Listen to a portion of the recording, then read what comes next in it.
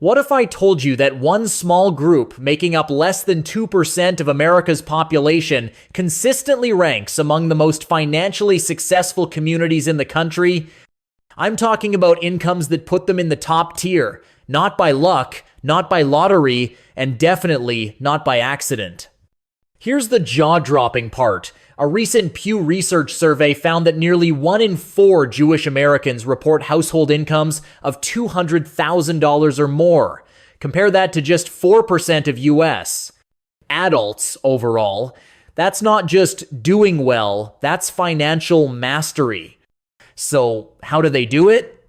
Is it some hidden advantage? A secret network? Or is there something deeper, a set of timeless, battle-tested rules passed down for thousands of years that shape how they think about money, business, and community? In this video, we're pulling back the curtain. I'm going to walk you through the exact principles Jewish families use to build lasting wealth, the ones they teach their kids from the time they can count to 10. You'll see how these habits weave through daily life, and I'll give you a step-by-step blueprint so you can start applying them yourself. By the end, you'll understand why financial stability isn't an accident, it's a skill set. And once you know it, you can use it for the rest of your life. Most people think ancient religious texts only talk about morality, spirituality, or how to live a good life.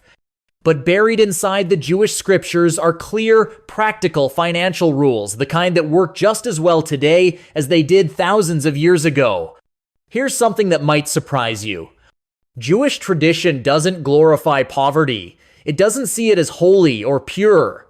In fact, rabbis describe it as needless suffering, something to avoid at all costs. The goal is to be self-reliant, productive, and never a burden on others. From an early age, Jewish children are trained with this mindset. You must find a way to earn, to provide value, and to stand on your own feet. Even if someone receives help through charity, it's never seen as a free pass. There's still an expectation to work, build, and contribute.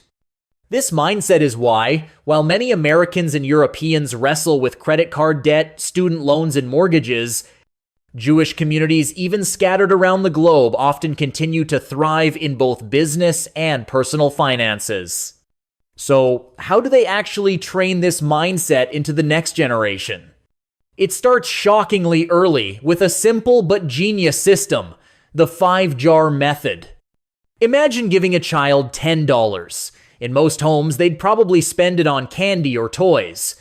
But in a Jewish home, that $10 gets split into 5 labeled jars: tithe, charity, investing, savings, and spending. It's like a piggy bank, but with a lifelong purpose. Jar 1, tithe 10%.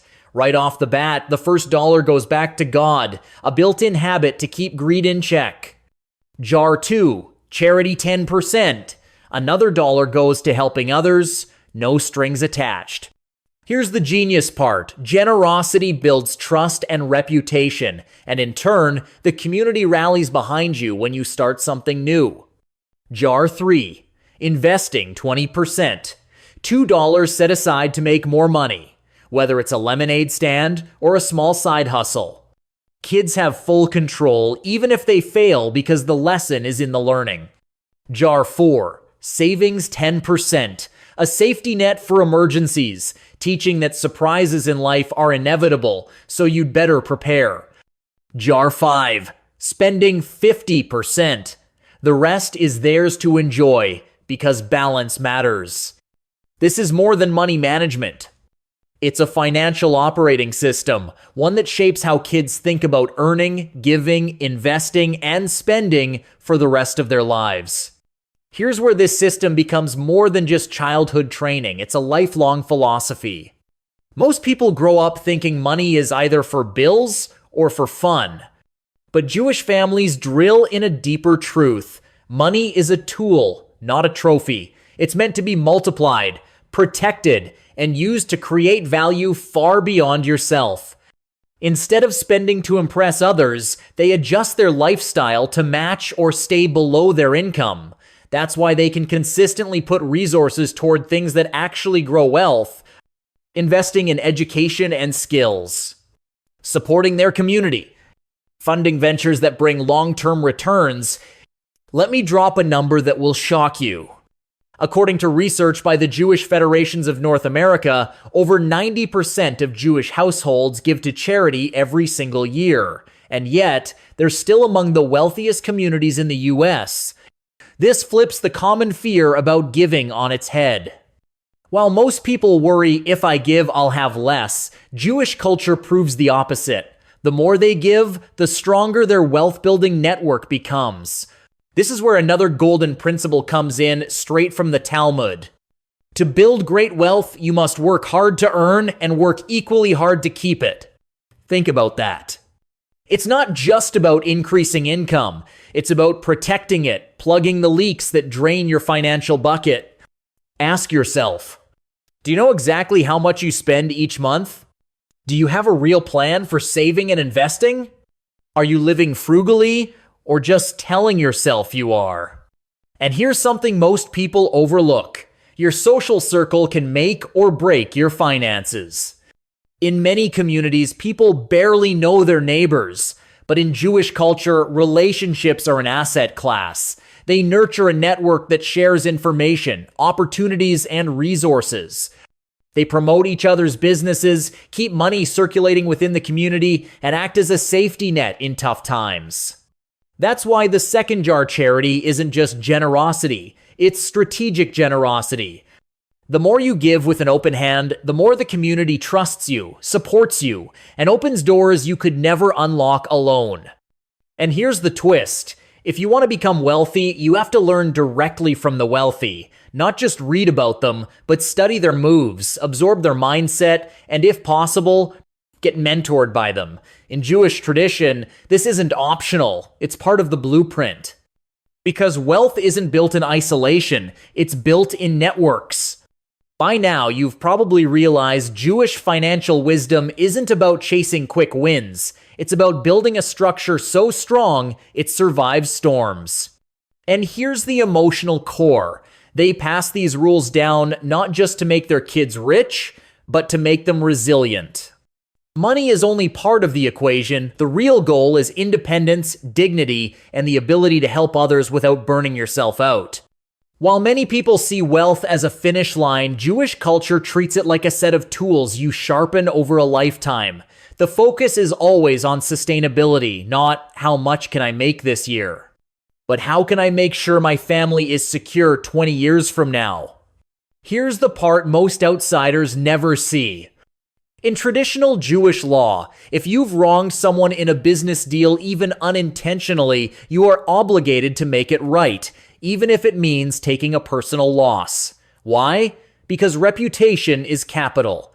A damaged name can close more doors than losing money ever could. This is why Jewish business people often earn lifelong loyalty clients, trust that they'll be treated fairly every single time. This emphasis on integrity creates a loop. You deal honestly. People trust you. They bring you more opportunities. Your network and wealth grows. It's the opposite of win at all costs. It's win in a way that makes people want you to win again. And here's the kicker. It's never too late to start applying these rules. You don't have to be born into them. Many people discover them later in life and still see radical changes in their finances. So if you're feeling behind, you're not. You're just at the starting line of a race you didn't know existed. So here's the truth. Financial success isn't magic, and it's definitely not luck.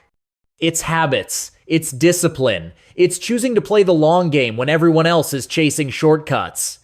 The Jewish community has been refining these principles for centuries, teaching their children to give before they take, to invest before they spend, and to value relationships as much as revenue. And you can start today. Split your next $10 into jars. Make generosity part of your strategy. Choose mentors who've already walked the path you want to take. Because in the end, wealth isn't just about the number in your bank account, it's about the freedom, security, and legacy you build along the way.